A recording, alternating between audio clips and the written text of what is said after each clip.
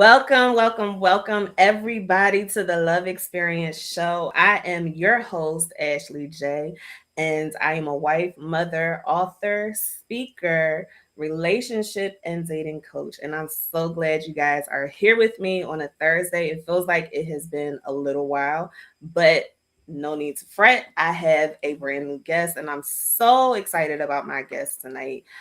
So make sure you share this episode with everybody you know. Get them to come and watch with you, have a watch party, and enjoy this conversation. And I'm really excited.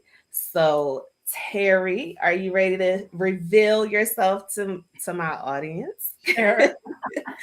So this is my guest tonight. Her name is Terry Crosby. We met on LinkedIn. She actually found me on LinkedIn, and we kind of were going back and forth, dialogue and talking on LinkedIn. And Terry is also an author, a speaker, and a relationship coach. So this conversation, as you guys can see, partners in the exploration. That is the name of tonight's episode. And I can't wait for y'all to hear Terry's story because it's good.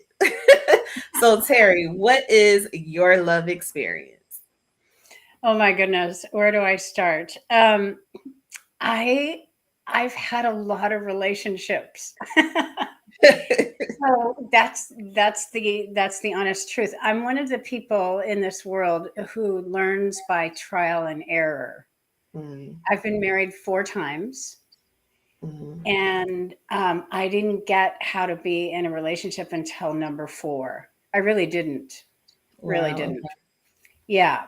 Um, I'm going to just turn something off on my computer that might help the reception. Hang on one second. Okay. Okay. So I got married right out of college, and that husband wasn't faithful, and we had promised to be, and so I left that marriage, and then I kind of married somebody on the rebound. Everybody knows that's never a good idea. Yeah. But it was just really, I thought that was my forever love, um, and then that changed as well. It was not my choice Mhm. to. He left me, and it was devastating to me. I was so in love with him and really wanted to work things out, and he just walked away, and it took me so long to get over that. I would cry about it, years later. It was really a difficult thing. Mm. Um, and then, and then I married someone who basically my frustration in that particular marriage was that nothing ever really changed. We talked about things, and I always thought talking mattered. I thought Mhm. that meant it would do something. Yeah, yeah, yeah. um, and and things just didn't change. And you know, in all honesty, the thing that scared me was he seemed like he was becoming more like his father. And do you know what I'm saying? I thought, oh my God, I can't. No. I sometimes that's a good thing, Right. that the maturity, but in this case, it really wasn't. Some people, as they age, are, I don't know, they stay open and they stay loving and they stay a learning human being, Mhm. and that's the kind of person I am, and that's the kind of person I need. And Mhm. it didn't look like I was traveling that road. Okay. Um, I also wasn't wild about how he treated my daughter. Okay. I just Okay. thought she deserved more compassion, understanding, and so there were some key things there. And then I um, I got married in the year 2000, for the fourth time, and it started out great, just like all the other relationships, and then it tanked, just like all the other ones. And there's a story in my book, How to Save Your Fourth Marriage. That's a book I wrote, and it's the one right behind me over here. Um, one Sunday morning, I thought everything was kind of okay, and I didn't think anything was up. Mm-hmm. And I went to the kitchen to get some coffee, and I came back, and he was kind of slumped against the bed pillows, like somebody had decked him. Or I thought, oh my God, what did a bad genie come in here and have a fight with my husband, or what happened? And and he looked at me, and no man has ever said this to me. He said, "Are you done with me yet?" Wow. And I nearly dropped the coffee. I mean, it was just one of those things. And you know, that is a moment I will never forget. Yeah. Because something in me just, by the time you get to marriage number 4, you can no longer pretend that your failures have anything to do with anybody else. Yeah. You can't, you have to call one on yourself. When you get to number 4, most people don't get there. Mm-hmm. I'm sorry to say I did. Um, but I I just went, "Oh my God, okay, it's happening again." So it was personally troubling, but it was also professionally embarrassing because I'm a coach. Why Mm-hmm. my own marriage work, then who am I to be talking to anybody about anything? you know. Yeah. It really a come to Jesus moment. I'm not Yeah. kidding. Yeah. Yeah. And so we talked a lot that morning, but something happened in my conversation with him that I didn't realize until much later, which is that it's somewhere in that conversation, I lost blame. Mm-hmm. I truly did.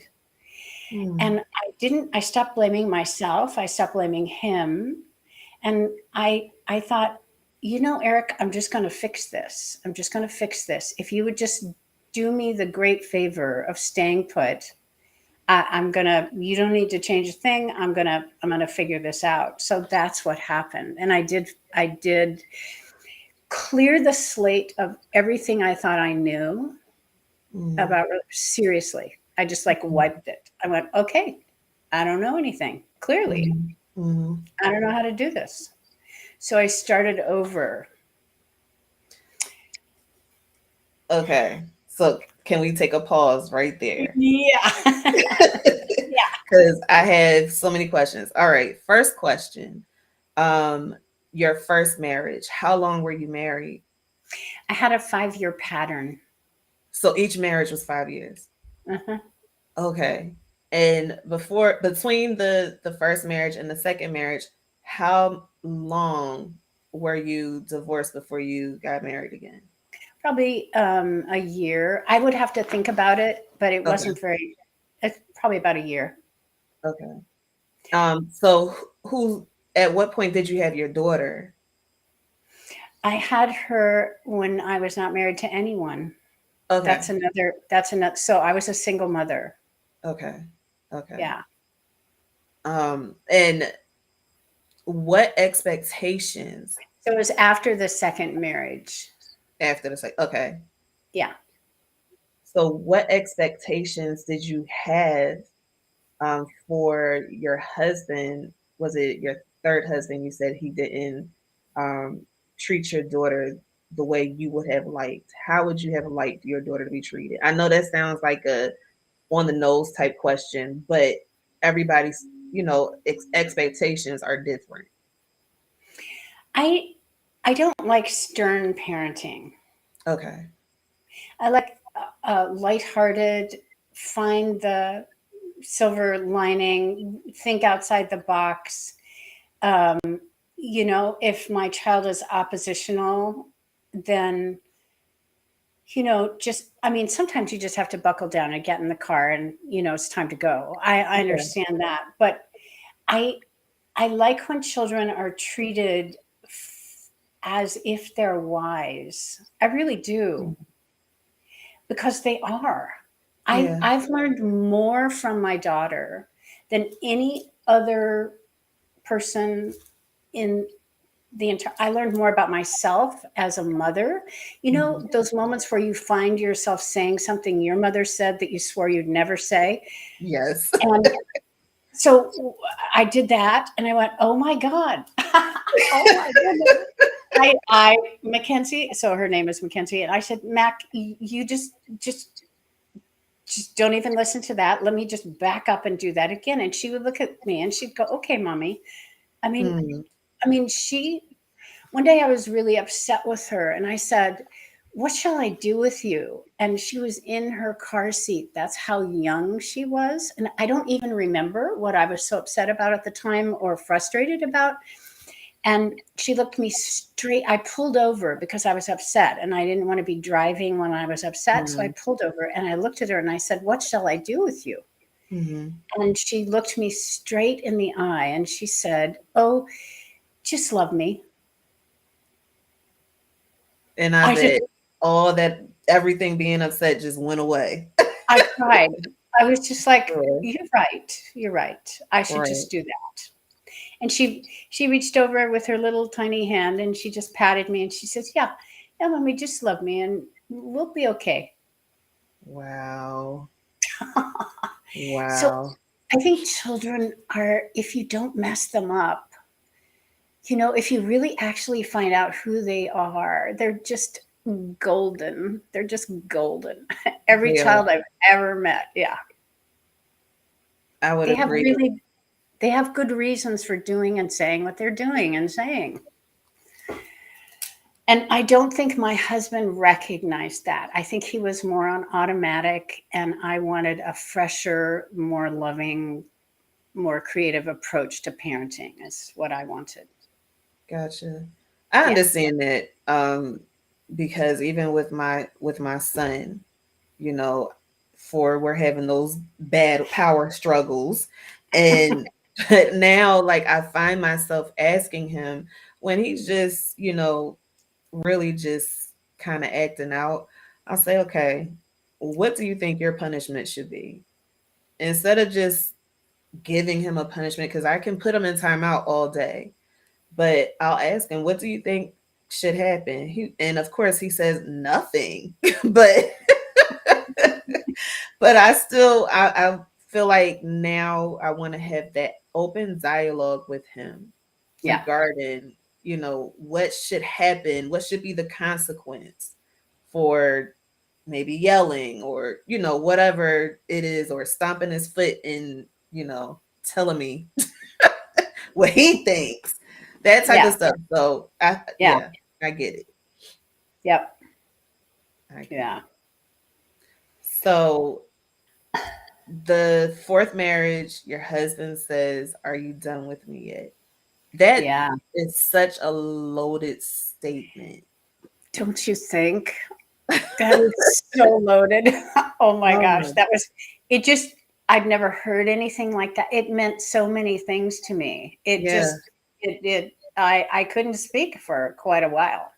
I just set the tray down and I sat on my side of the bed and he was on his side of the bed. And finally, I said, okay, tell me what's going on. And basically, so I know your listeners will appreciate the honesty of what I'm about to say, which is Okay. that I had a pattern, I would say, of disempowering men.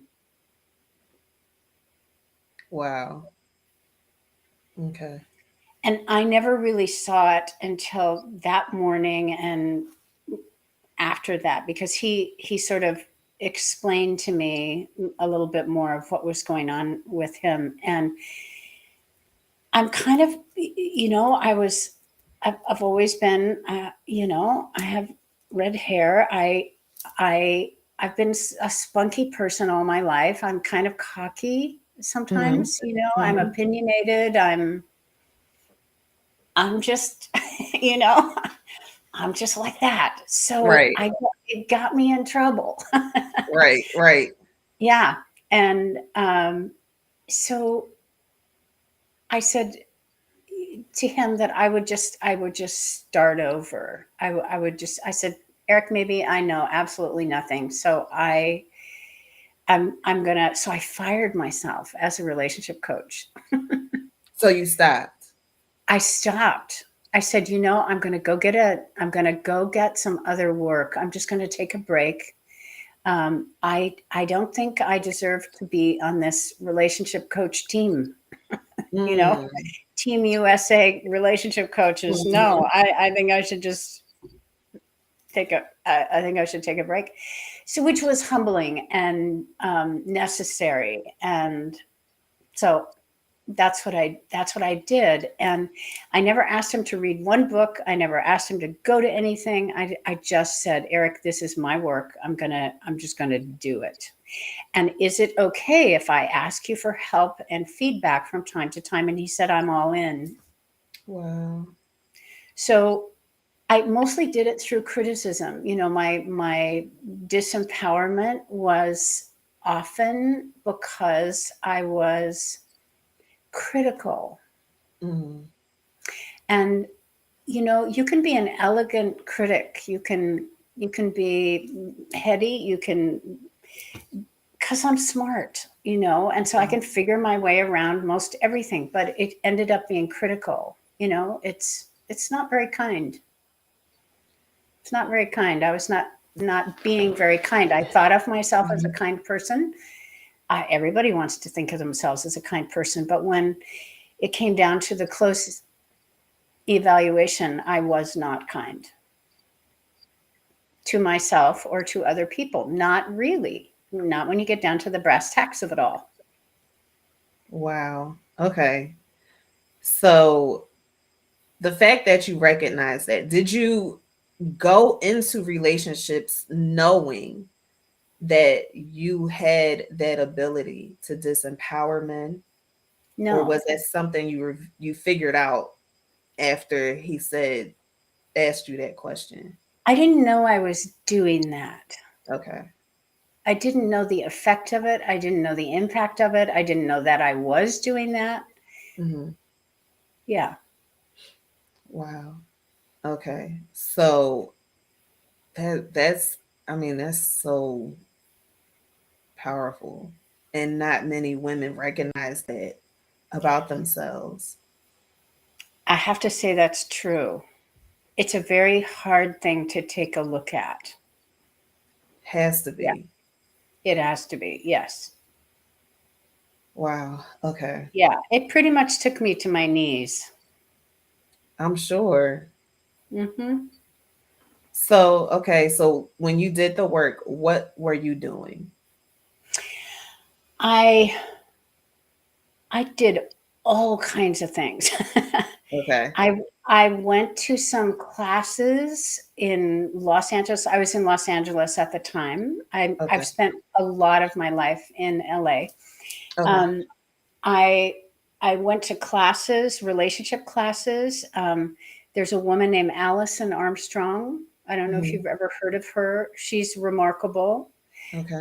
Somebody at the job that I got had, you know, we were talking, you know, we were sitting around having coffee talking, and she mentioned the seminars, and so I went, and I it was an astounding that was an amazing evening. I did that. I listened to Eckhart Tolle.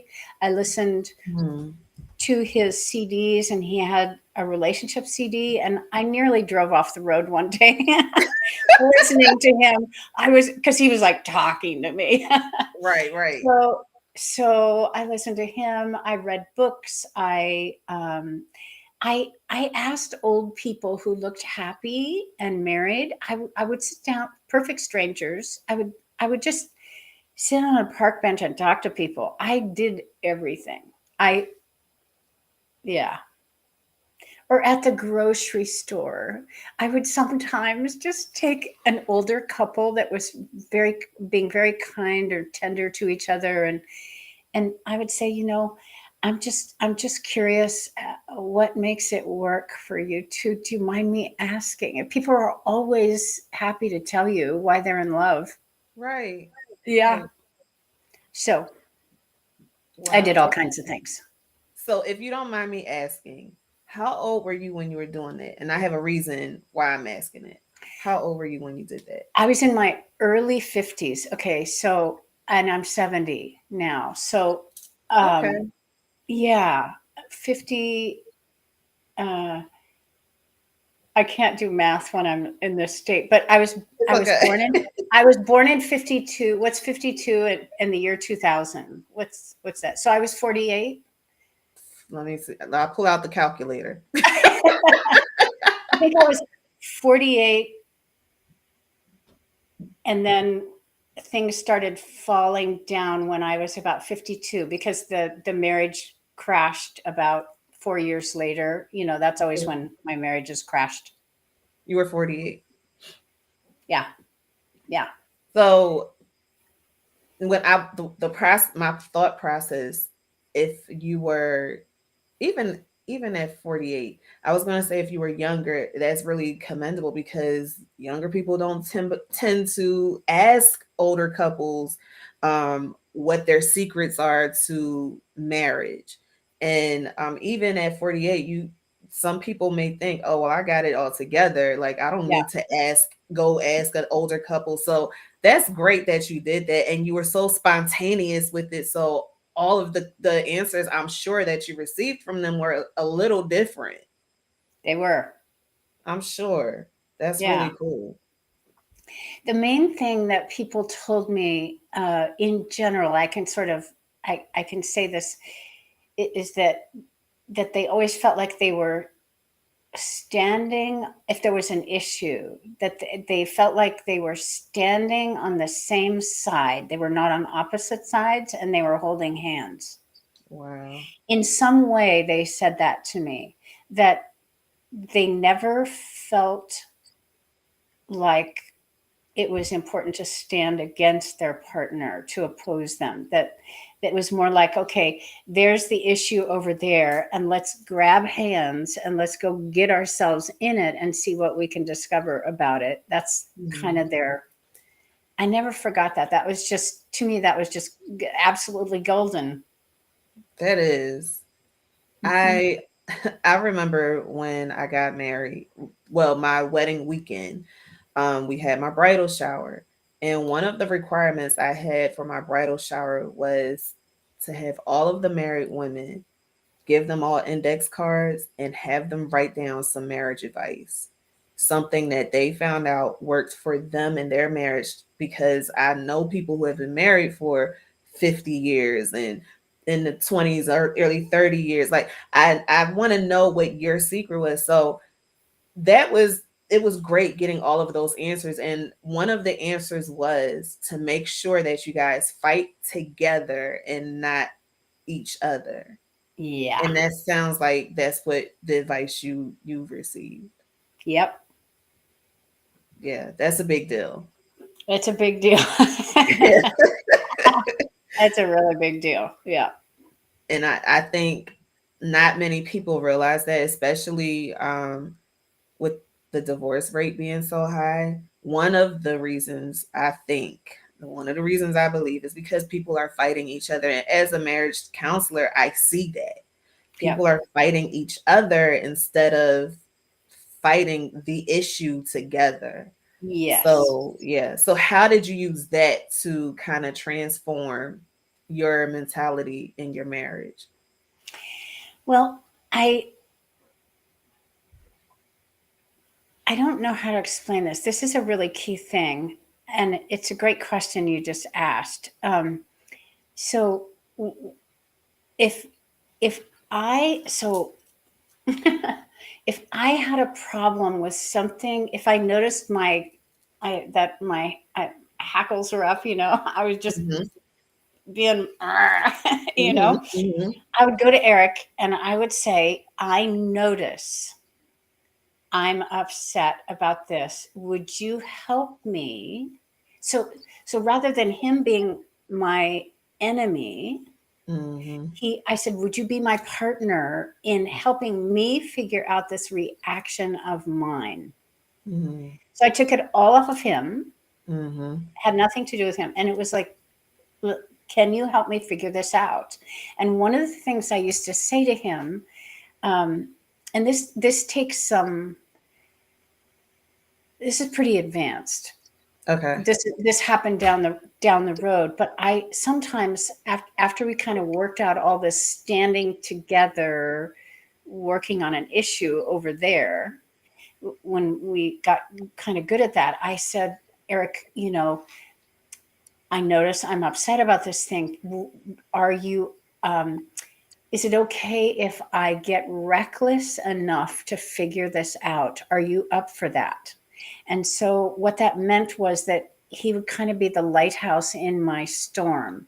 He would let me, he would hold me, not physically, he would hold space for me to get this thing out so I could actually see what it was that I was, what the wound was, or the little trauma, or the little opinion, or the nasty little thought, or whatever it was that was going on in me, the judgment, you know. Hmm. And so his promise to me was that he wouldn't fix anything I said, that he would hear it as trash, Hmm. seriously, that he would Hmm. just hear it, that he wouldn't believe anything that came out of my mouth, that it was just junk I needed to get out, and so that I could see what was going on in there. And he couldn't use the information later against himself. If my rant was about him, he had to be strong enough just to hear it, but hear it as nonsense, hear it as Yeah. something I'm upset, but not truth, you know. Yeah. And so he couldn't use it against himself or me later. I like that. It's really good. It's really good. I like that. Did you come up with that yourself? Yeah. I don't know What? anybody who's, I didn't know anybody who'd done that, but I just noticed that it really worked for me. And he was open enough, and I don't kind of, he had this expansive way about him. He could just hold that stuff. He didn't need to believe it, or he just was very good at saying, okay, and what else? And how do you feel about that? And then what happened? And, tell me more. He would say things like that. And so I would just get it out. And then I would come back to him and I would say, I figured something out about that. Wow. And thank you for listening. Thank you for not believing it. I see where my bias is. I see where my judgment is. You know, Actually, it's the thing where you treat people. I was treating him the way I treated myself. So as critical as I was of him, of course I was treating myself that way. Yes. So being critical really never has to do with the other person. It had to do with me. Hmm. So when I fixed that, then voila, nobody, there was nothing wrong with Eric. So that was, Wow. yeah. So that was one of the biggest things. So that was a way to reduce my reactions. That's actually a key step in healing a marriage, is don't react so much, but you have to do that in a way that doesn't suppress you. Right. Right. It's not about not speaking up, not saying it's about getting it out and finding out the Right. truth, which is that you're made of love. Yes, you are. And that is really good. So I want to ask you, did you have to apologize? If it was something about him, did you have to apologize, or no, you didn't apologize because you told him don't hold any of it? If it was natural for me to apologize, I did. Yeah. Okay. But Okay. yeah, I apologized a lot. It Okay. was never, he never asked me to do that, which I thought was so generous of him. I mean, because he was really following instructions, he wasn't believing anything. Right. But I, Right. but I would come to him and I would say, "This is something I'm sorry that Wow. I've done. Yeah, Wow. I judged you in this way, and I'm hard on myself in that same way. So." I'm going to fix that. So you're fine, honey. That is Yeah. really good though. I really like that. And for some reason, we're getting comments, but they're not showing up for some reason. So, Oh, okay. um, but I see my husband is watching, and he gave us the answer to our math problem, What did which you was say? it was 48. He gave us the answer. It was 48. Oh, that's good. Somebody can subtract. Yeah. I was 48. Okay. Yeah. So I mean, that's really that's a powerful tool. Do Yeah. you share that with people? I have started to. I think it's a really key thing. It's, It is. do you know what it is? It's that it, and you, it has to do with the divine masculine. Okay, so you have that in you, and I have that in me, and men have divine masculine, and divine, and we both. Everybody has divine masculine and divine feminine, and Yeah. feminine to me is the flow. It's the, and masculine is more the container or the sides of the container. And so I would ask him, well, that's what I meant, would you hold me while I get reckless enough to figure this out? That meant, could you be the sides of the container so I can just be the waterfall? you Yeah. know Yeah. yeah, Yeah. yeah. That's good. And it is a power. It's so I have started to share that with my clients, and it makes a huge difference. Wow. Okay. So where do you want to take us on this in your journey now? There's there's another thing that I did with Eric that is also, I used to ask myself the question, what if nobody's wrong? Hmm. Like, if my daughter's not wrong, if she's just doing her thing, then does anybody need to be punished for anything? No. And we just, there's no punishment actually need. There's nobody's, what if nobody's wrong? And I grew up with such a right wrong.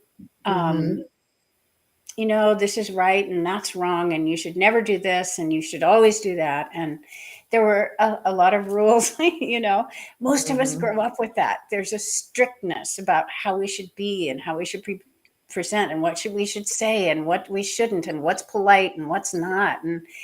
And so I thought, Mm-hmm. well, okay, but how would my life be different if I wasn't wrong, if Eric wasn't wrong, if Mackenzie, well, it changed my life, that question.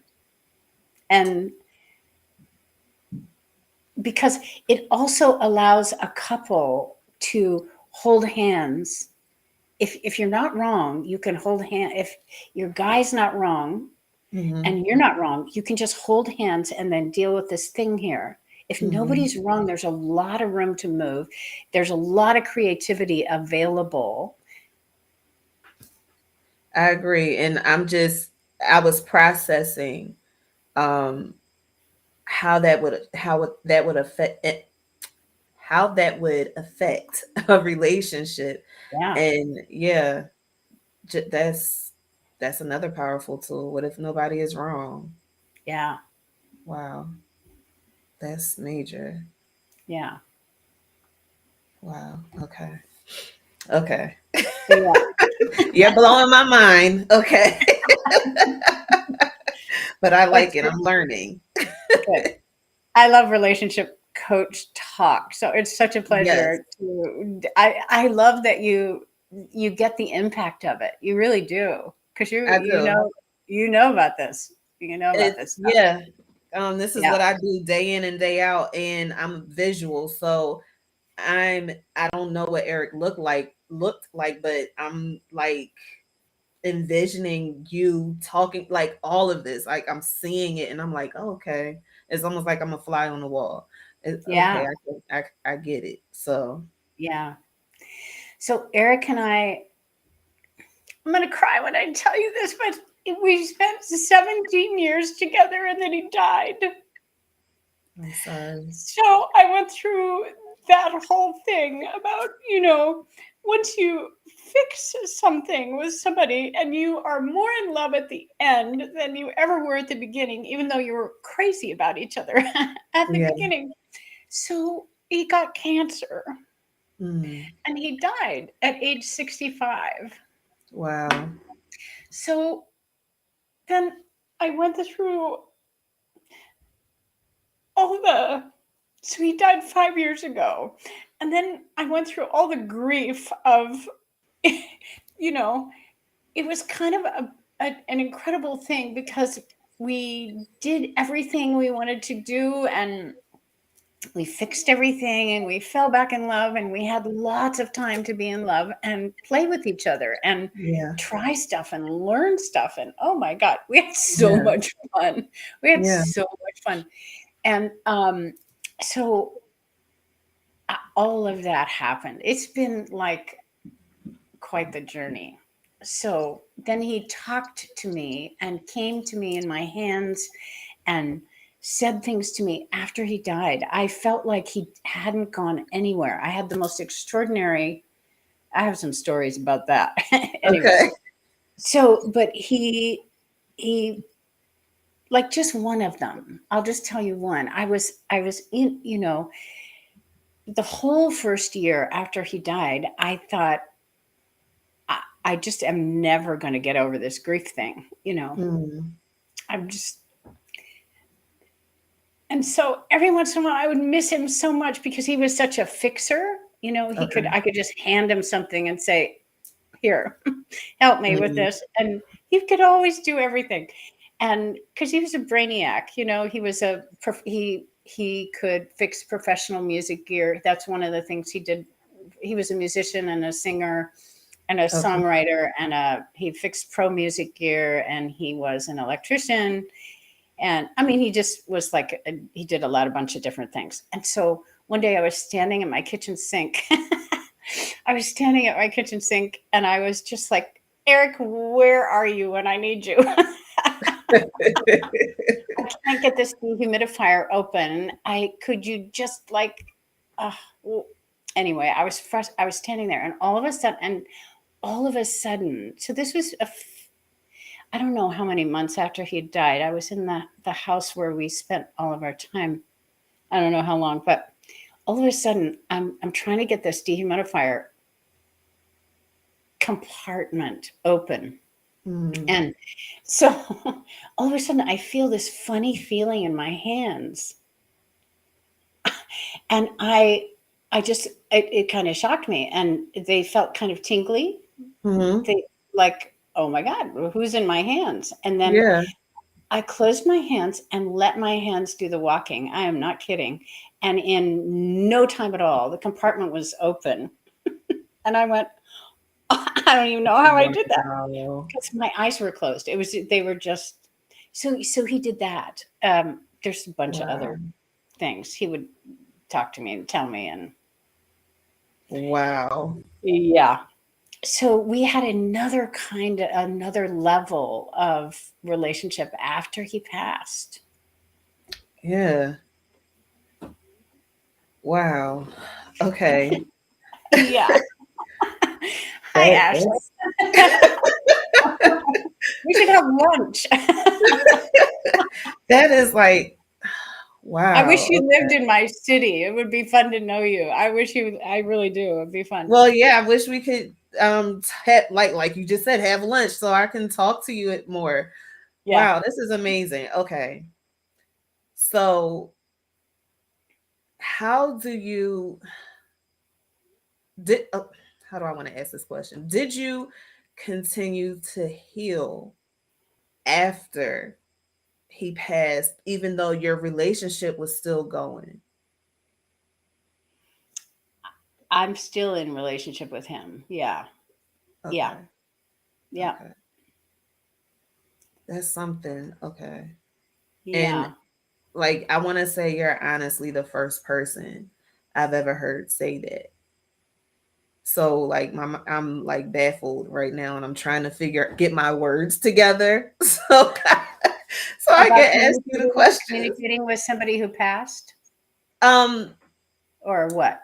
I've heard of that, but the fact that you said like you closed your eyes and your hands it was like it sounds like he came to you and helped you fix the He did. issue. Yep. That's He did. something. Yeah. Wow. One night I went to bed wishing that I could hear his voice again. Hmm. After somebody dies, you kind of forget what they sound like. And um, I mean, you know what they sound like, but it felt like it would just be heavenly if I could hear his voice again.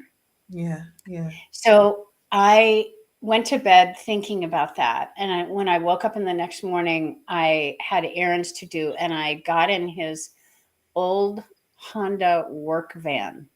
Okay. That's the van that he took to do electrical jobs or deliver sound equipment, those big boards that are in sound studios. He used to fix Hmm. those. Hmm. Um, and so I got in his van and I was driving toward Hendersonville. Uh, and at the corner of 6th and Blythe, Hmm. right as I was entering town, Hmm. I thought the dash of the car started rattling so bad that I thought the engine was going to fall onto the street while I was driving. And I thought, oh my, I've never heard anything like that. Right. So I pulled over into the next parking lot at the next right turn that I could make, which happened to be Eric's doctor's office. And I thought, oh my God, it's Eric. Eric is doing something to this car. What is he doing? Why is he doing that? And so I sat there, and then the dash stopped rattling, and the radio in the van, which had not worked for 15 years, came Don't say it came on. on. It came on, and he took my hands. Again, I felt the tingly thing, and so I went, my right hand went over to the radio, and he pushed play on the tape player. I know people don't have tape players anymore, but so it was a tape player that hadn't worked either forever. And all of a sudden, Eric was singing to me in the van. It was an old tape of Eric having a voice lesson with our voice teacher in Los Angeles, William. And so so he sang to me. I just cried in the car forever. Oh my and gosh. and so I listened to both sides of the tape, and then I drove on, and the tape player never worked again. Not once. The tape player did not work. It was just, that was Eric. Wow. I mean, if you don't feel loved after, I mean, I was like, Oh my oh, gosh. yeah. So that's how much love we had. We had love all the way through death, We had love Yeah. anyway. Yeah.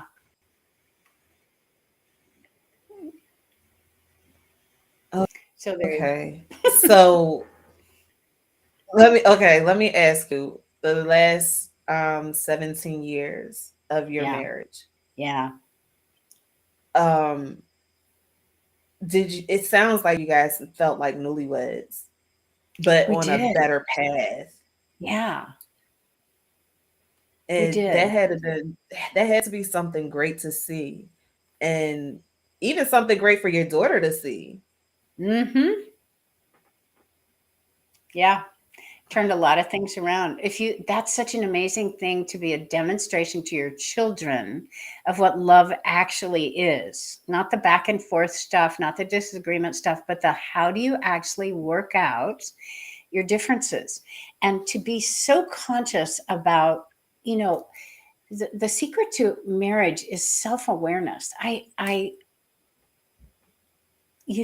calling agree. one on yourself. The every single person that comes to see me about their marriage, and this is so natural. There's nothing wrong with this. They come to me and they want me to fix their partner. Yes. I know, you know that's true. You know that's true. They want you to fix the other person because then if the other person fixes that thing, then I no longer have a problem. If my partner Yes.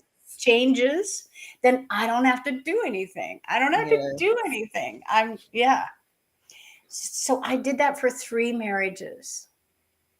I did that for 3 marriages. And when I got to Eric, I loved him a lot. And I thought, if he and I can't make it, I don't know, nobody can. So I'm going to fix this. This has got to be something that I can uh, something that I can learn from. And so I got really really conscious of my actions, my words, my Mhm. intentions. Okay. So, one, I want to just say it's funny when it's typically the wife. In my case, it's usually the wife is like, fix him. But then when you put the mirror up to their face, they're like, wait, wait, wait. That's not, no, you're supposed to be working on, no, if you're a couple, if you're married, I'm working on both of you guys. It's not just one sided. He didn't just ask himself to get married, he asked you. Okay. So Yeah. let's fix that. But I mean, okay, I want to know, how did you and Eric meet? We met actually, my this will make you laugh. my Okay. third my third husband introduced us. Are you serious? I'm totally serious. He introduced us and he took me to a seminar actually that Eric was doing. So I knew Eric as a friend. It never occurred to me. I wasn't enamored with Eric. There was nothing going on there. But I knew Eric as a friend for probably 5 years while I Mhm. was with, well, no, because maybe three, because I was with Bill for 5 years. I said I had a Okay. 5 year pattern. So I Mhm. met I met Eric partway through that, which is maybe, yeah, I probably knew him for 3 years. Yeah. Wow. So Okay. I got introduced. He had Like, no idea he was introducing you to your next husband. I had no idea.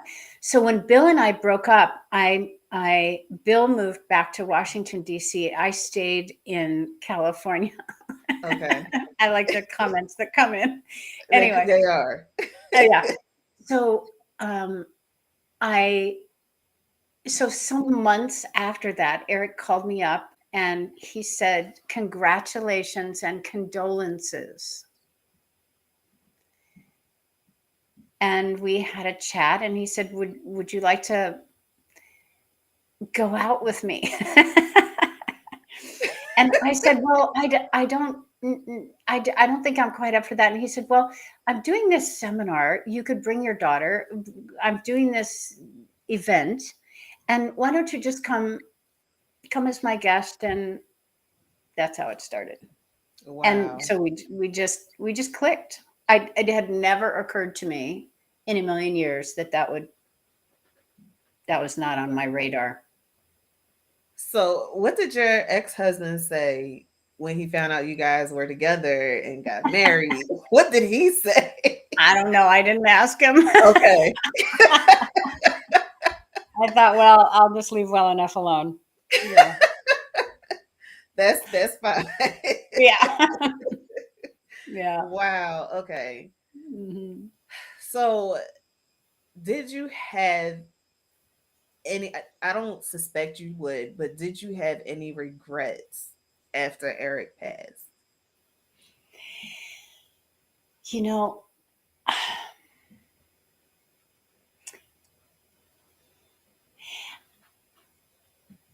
I think as much as I expressed to him my love for him, I think my only regret would be that I didn't do it even more. Hmm. Hmm. Yeah. Because that's actually I've I discovered, I felt, I figured out, whatever you want to call it. I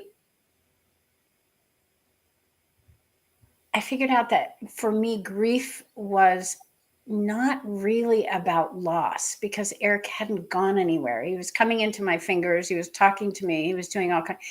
So in a way, our relationship was like the purest it could ever be. It was spirit only, no Mm, personality, no, mm, without all the other, the body and the personality. Then you just have the straight. That's an amazing experience, I have yeah. to say. Um, but I figured out that the mostly what I was feeling about his passing was unexpressed love. I didn't know I had so much. Mm, Yeah. mm. Unexpressed love. That's really Okay. what grief is about. It's more about that than losing. You don't lose the person, You don't. actually. Yeah. They're in No. your mind, in your heart. They're right there through the veil, you know. Yeah. Yeah. Um, they're right there. You can be with them anytime you want. So they haven't gone anywhere. Um, so it's just this overflowing love that you have that you maybe didn't tell them enough. Yeah. Hmm. Okay. I wanna do say this to the audience.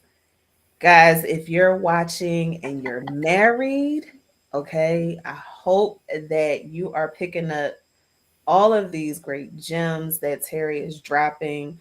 And I will say, even make sure that you express your love for your spouse more than what you do now. Because I know a lot of times we'll, get into marriage, and after I do, it's like, oh, I love you, I love you, I love you. And then as time goes on, I love you starts to slow down. Speed it up again. Start saying, showing it, and saying it as often as possible so you don't feel like you ran out of time. Because And to that's what your I hear from you. children and to your friends, I have been, ever since Eric died, I tell people now. It surprises them, but and Ashley, I love you. I I love love you how you too. I love how you are. You really are amazing. Thank you. Yeah, and the way that you take things into consideration and the ways, I mean, I watch the wheels turning with you. I can't hide So, them. yeah. So after Eric died, I started expressing love to a lot more people than I ever did before, Yeah. Yeah. because that's the only thing people ever regret is not having said enough about love before they died. Yeah. Yeah. Absolutely. Um, yeah. And it's something that I am learning now. I've been on a journey, and what I've been learning is it's okay to love people who are not in your family, people who are not directly connected to you. It is okay. Yeah. So just it makes you feel good when you Yeah. tell someone, I love you. I don't know you that well, but I love you. Yeah. And really like it's okay. I always felt like I that was not something that you do, but it is. It is. I'm on, like I said, I'm on this journey now, and I'm learning that it is absolutely okay Yeah. to love people. So thank you for saying that. Yeah. If you were to share the thing that makes the most difference in your marriage, what would you say? That something that you do. I allow my husband to be himself. Oh my God. Yeah. Yeah. And I say that because a lot of times you have people who are trying to fix people and change the way they are, but we came into our relationship allowing each other to just be. And he actually expressed that to me in the very beginning of our relationship, that he doesn't have to change who he is because I accept him for exactly who he is. And it doesn't get old. You know, of course, now I'm not going to say I don't have things that I wish he would, do better or whatever, because I know I have stuff that I could do better. Yeah. But I allow him to just be, and it helps me to love him even more because of that. That's And that's, I think that's the number one thing for me. it's incredible. Yeah. That's a powerful Absolutely. thing. Yeah. Yeah. And he feels seen and understood and loved for exactly who he is. And then he can change things if he wants to, you know, Yeah. because he's got all Yeah. the room in the world to be how he is. He does. And he is, my son is his carbon copy. So I have two of them now. Oh, wow. I was talking to my mother-in-law earlier, and I told her, I said, your grandson is exactly like your son, just so so you know. It's hilarious. Oh, wow. Wow. That's So brilliant. That's wonderful. I'm gonna check the um You it, just I you see. just cut out. What did you say? I said I'm gonna check the comments Okay. really quickly. Guys, if you have anything that you want to ask Terry right now, go ahead and submit your questions. Um we have well, hello everyone that's watching, because I see that you all are saying hello. So hello everyone that's watching. Um I see my husband, he said men need to feel like men in a relationship, and that's so true. Yeah. They do. And let's see what else. He said, funny That was how, my that was the mistake I was talking about earlier, that I disempowered men or criticized them or yeah, didn't trust them, or there's lots of variations of that. So yeah, he's yeah. absolutely right. Yeah. He said, funny how doing wrong is the best thing for us. It is. Because you get to look back at your mistakes and fix them. Or if you don't fix them, just change the way you're doing things to be better. So yeah, doing Do you wrong know will they show you. do you know they've done studies about that, and that you actually do learn way more from your mistakes than you do from your successes. You Yes. yeah, you actually Yes. do. Yeah. And that's like, guys, that's not just something people say. Like, I'm sure you have learned personally from your own mistakes in your past, or even today. If you made a mistake, you've learned from that mistake, and you know what you're not going to do. um and you're going to do things better. um I oh, think your husband, I see some comments from your husband. oh my goodness. I think he loves you. I, I'm seeing that. I I'm love pretty you sure. too, so I'm so pretty much, sure. honey. Yeah. um he said, and that's why I love her. She lets me be silly. I definitely do. Yeah. Yeah. And my uncle says my wife is strict. She doesn't let me be silly. I don't feel like that is the truth, Uncle Mark. um, and my husband says, Terry, this has been so good for me. So thank you, Terry. Thank you, thank you, Absolutely. thank you. Absolutely. I hope I get to meet you in person someday. That would be fun. Anyone else have anything? Say that Any again.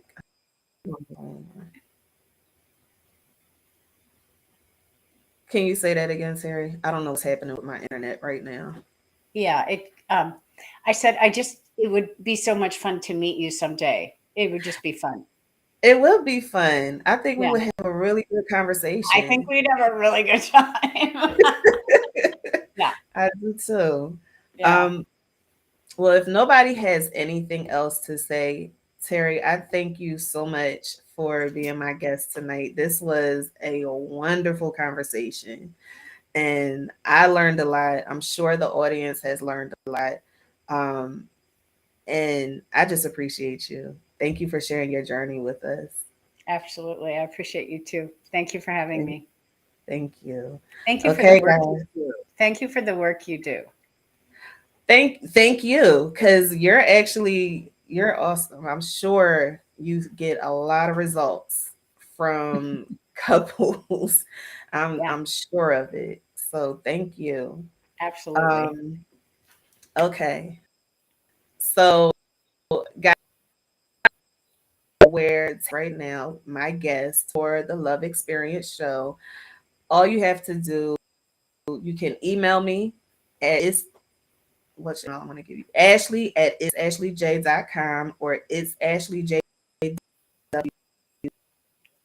at gmail.com. Scheduled um, to be on the show. Simple as that. Or you can DM me however you can reach me. You can find me on all social media at it's Ashley JW. Terry, do you want to let them know where they can get your book, um, or how to follow you, or whatever you want to tell them? The the website is incareofrelationships.com. Incareofrelationships.com. And you can contact me through there. If so, that's the easiest thing. You can get the books on Amazon. You can get the books if you go to my website. There's a, a tab where you can. It's got all the places you can get the book in careofrelationships.com. And so one book is How to Save Your Fourth Marriage, and the other book is 100 Words, Small Servings of Whimsy and Wisdom. And I wrote that book after Eric died. It's a book of poetry and photography, and it's about um, creativity and nature and relationships and grief and change. It's about all that. And each poem is 100 words long. So that's why it's called 100 Words. Okay. All Yeah. right. Thank you. Thank you for sharing that. All right, Yeah. guys. We got have a couple more comments before I close out. Um, we have a lot of thank yous and amazing story. It's like a real life version of Ghost, seriously. Yeah. It is. And that's what was going through my mind when you were talking. I'm like, this is Ghost. Like this. Yeah. So, all right, guys, we're going to wrap it up. And I only have one question for you, and that is, what is your love experience? I will see you guys next week, and have a great night.